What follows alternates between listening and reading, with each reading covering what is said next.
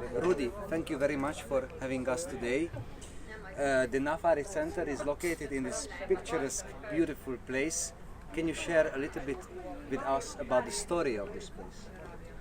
Torej, ta kraj je lociran v res lepem okolju, a ne ta čebelarski projekt. A nam lahko poveš kaj o zgodbi, kako ste prišli do tega mesta?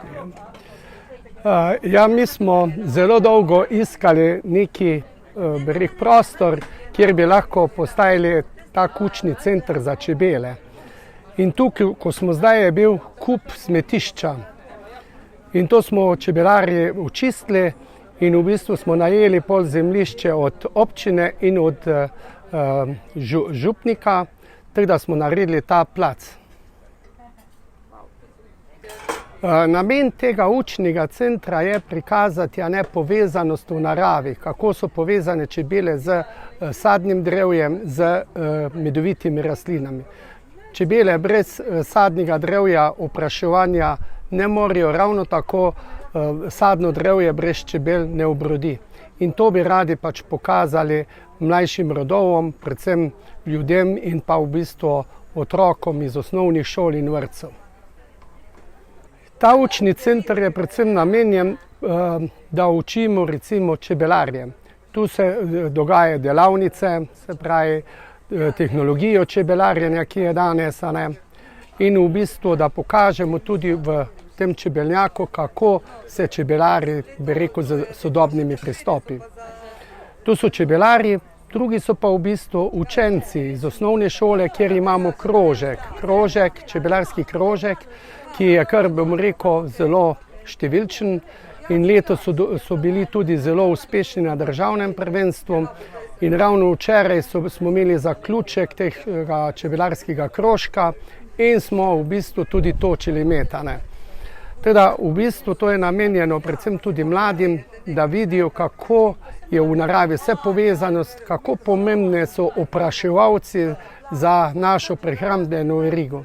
Saj vsaka tretja žlica, ki jo pojemo, bi rekel sad opraševalcev. Zelo pomembno je, da v bistvu jemo lokalno hrano. In ravno zaradi tega imamo tudi, bi rekel, ta sadovnjak, ki so stare sorte jablana. In recimo te jablane potem v bistvu tudi v jeseni poberemo in naredimo sok. In v bistvu to je zelo pomembno, da mi predvsem uživamo hrano iz lokalnega okolja. In to bi tudi radi pač na nek način povedali ljudem, da je zelo pomembna domača hrana iz svojega bližnjega okolice. Mi imamo vsako leto tudi medeni zajtrk v šolah. Medeni zajtrk, ki gremo v šole, damo med otrokom in pa tudi jabolka in te stvari. Tako da otroci že v bistvu nekje začutijo to potrebo po lokalni prehrani. Izkušnje v bistvu, če pogledamo, samo čebelarstvo kot izkušnja, je zelo pomembna. Čebelarjenje je v bistvu v teh krajih bilo že vrsto let. In ta izkušnja čebelarjev, da bi to pač podelili tudi mlajšim rodovom. In ta, bi rekel, tudi zeliščarstvo, ki je pač nekje v zadnjih letih v zatonu, kako pomembne so zdravilne rastline za naše zdravje in kot sadje, kot tako. In te stvari, da pač v bistvu nekje te stvari približamo ljudem in da ljudje tudi začutijo, bi rekel, kako potrebni so opraševalci in doma mogoče tudi posadijo kako rožico za prehrano čebel.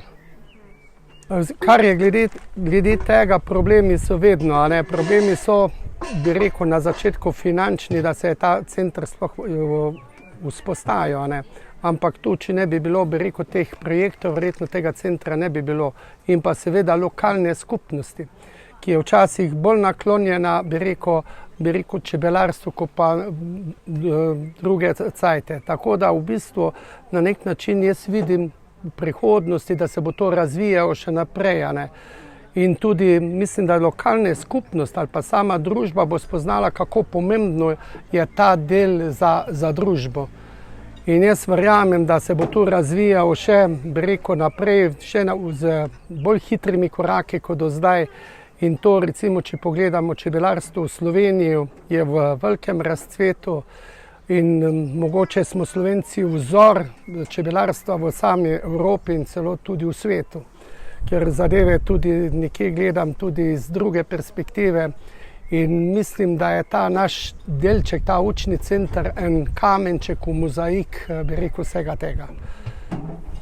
Kaj pa a imate tudi zaradi podnebnih sprememb in tega globalnega segrevanja, kako to v bistvu tudi vpliva na čebelarstvo v naših krajih, tudi specifično?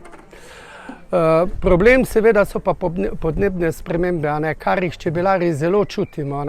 Tu so zdaj te mile zime, ki imamo težave z prezimitvimi čebel, potem so to škodljivci čebele, bi rekel, razni ti zajedavci, ki nas ogrožajo od varoje do tega azijskega sršena, ki je na pohodu. In tu je problemov ogromno. In zaradi tega so pač tu, bom rekel, te podnebne spremembe, ki se jih bo treba navaditi in prilagoditi. Tudi čebele na nek način se že prilagajajo temu, tem podnebnim spremembam. Seveda je pač to davek včasih, da tudi v bistvu na določenih koncih čebele tudi izumirajo. Če pogledamo po Evropi, pri nas je to, bi rekel, še nekje v nekih mejah normale. Jaz upam, da bo tako tudi ostalo in da bo tudi ozaveščenost družbe do čebel in opraševalcev drugačna kot do zdaj.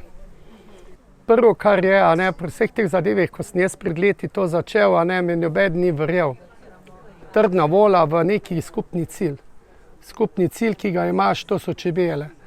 In ni problema, če imaš cilj, pa če imaš idejo, potem se vse uredi.